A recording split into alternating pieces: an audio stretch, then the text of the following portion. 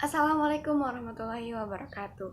Perkenalkan, nama saya Hoir Najwa dengan NPM 227559098. Nah, di sini saya dari kelas 2C Akuntansi Perpajakan, jurusan Ekonomi dan Bisnis,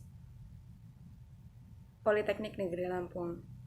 Saya di sini akan membuat video pembelajaran tugas dari mata kuliah Akuntansi Keuangan Menengah dengan dosen pengampu Bapak Rusmianto.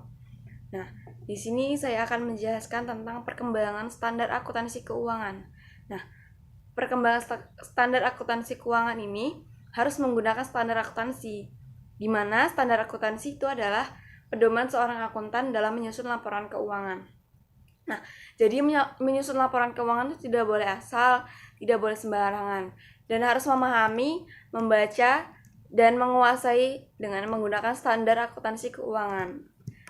Nah, standar akuntansi keuangan di Indonesia itu dikeluarkan oleh Ikatan Akuntansi Indonesia atau IAI yang berwenang untuk mengeluarkan standar akuntansi keuangan, baik dari perusahaan yang besar, kecil, atau menengah seperti mikro. Itu tuh semua diatur sendiri dalam standar akuntansi keuangan. Itu jadi sudah ada standar-standarnya untuk perusahaan yang besar seperti apa standar keuangannya, terus juga perusahaan kecil gimana, dan ataupun perusahaan mikro gitu. Nah, standar akuntansi keuangan tuh dimulai pada tahun 1974 dengan dikeluarkannya prinsip standar akuntansi. Nah, yang mengatur standar akuntansi keuangan pada tahun tersebut. Jadi, tahun 1974 itu prinsip standar akuntansi Indonesia. Itu. Atau yang bisa disebut PSAK gitu. Terus, kemudian pada tahun 1994, Ikatan Akuntansi Indonesia (IAI) mulai mengadopsi dari International Accounting Standard. Nah, muncullah itu PSAK pada tahun 1994. Nah, kemudian pada tanggal 8 Desember tahun 2008, komitmen mendukung International Financial Reporting Standard atau IFRS sebagai standar akuntansi keuangan global. Nah, Indonesia ini termasuk dalam negara yang berkomitmen untuk mendukung International Financial Reporting Standard atau IFRS. Nah, kemudian adanya konvergensi IFRS sampai dengan 2010 itu kayak sampai selesainya 2010 itu. Nah, bukan selesai tapi dikonvergensi atau dimasukkan kembali, diupdate lagi gitu, diperbaharui standar keuangannya itu. Kemudian mulai efektif pada tahun 2012.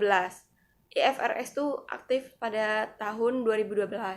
Nah, kemudian PSAK tuh selalu mempunyai perkembangan atau update-update di setiap laporan keuangannya gitu. Di setiap standar akuntansinya tuh selalu mengadai update-update di setiap tahunnya. Kayak di 2000 yang pertama itu di 2015, kemudian 2018 dan 2020, dan akan mengeluarkan terupdate barunya di tahun 2025.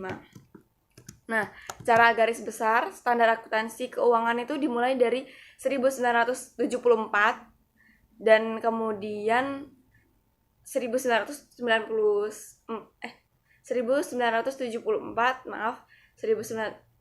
secara garis besar perkembangan standar akuntansi keuangan tuh dimulai dari 1974, kemudian berlanjut kepada 1994 muncul PSAK, dan 2010 adanya konvergensi IFRS yang akan dilaksanakan pada tahun 2012, dan kemudian tahun 2015 adanya update dari standar akuntansi keuangan, kemudian sampai 2020 dan saat ini.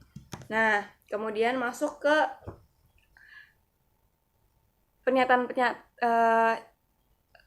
standar akuntansi yang digunakan di Indonesia.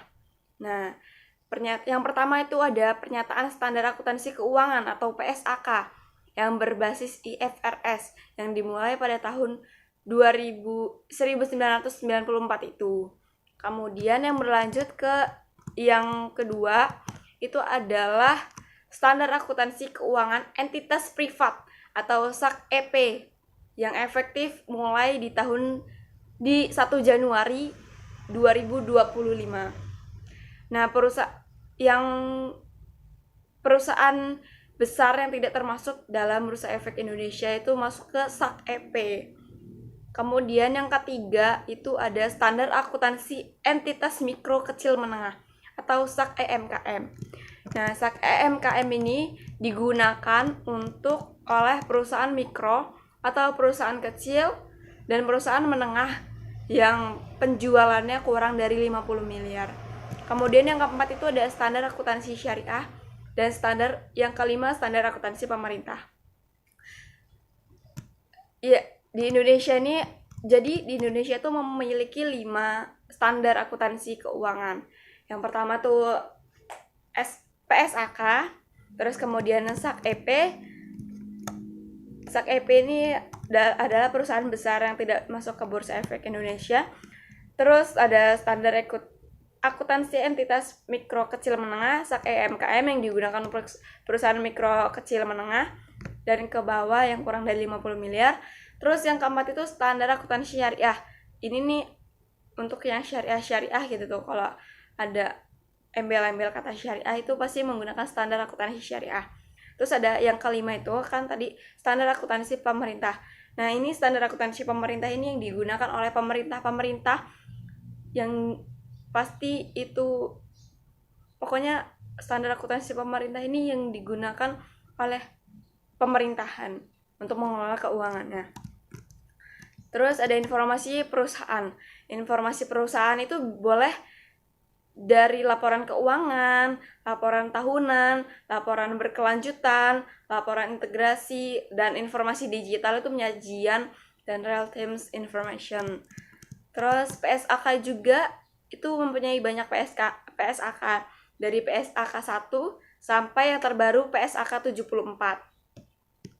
Kemudian kerangka konseptual pelaporan keuangan atau KKPK itu pelaporan keuangan bertujuan umum menjadi dasar kerangka konseptual yang menyediakan informasi keuangan tentang entitas pelaporan yang berguna untuk investor saat ini dan investor potensial, kemudian memberi pinjaman atau kreditor lainnya yang membuat keputusan tentang penyediaan sumber dana kepada entitas. Pokoknya di sini nih informasi yang bertujuan untuk dikasih kepada peminjam, pokoknya perusahaan yang meminjamkan gitu. Jadi di sini kita memberikan informasi kepada tersebut itu. Yang kedua itu ada kerangka kualitatif pelaporan keuangan. Itu berguna karakteristik keuangan fundamental itu ada relevansi dan representasi tetap. Kemudian ada karakteristik kualitatif peningkat atau yang pertama itu ada keterbandingan, keterverifikasian, ketepatwaktuan, dan kepemahaman. Nah, itu. Ya, lalu ada unsur-unsur laporan keuangan. Mungkin semuanya juga sudah pada mengetahui di dalam unsur-unsur pelaporan keuangan itu ada aset, kemudian ada liabilitas, ekuitas, dan pembelian, penghasilan dan beban-beban. Terus ada dasar-dasar pengukuran. Nah, dasar-dasar pengukuran ini adanya biaya historis, nilai kini, nilai wajar, nilai pakai, dan nilai pemenuhan, dan biaya kini. Mungkin itu saja yang cukup dari saya yang saya sampaikan, materi yang saya dapatkan dari buku ini, dan ditambah juga video-video dari Bapak yang kirim. Mungkin itu saja, mohon maaf kurang lebihnya atau ada salah kata dari saya. Mohon maaf, terima kasih. Wassalamualaikum warahmatullahi wabarakatuh.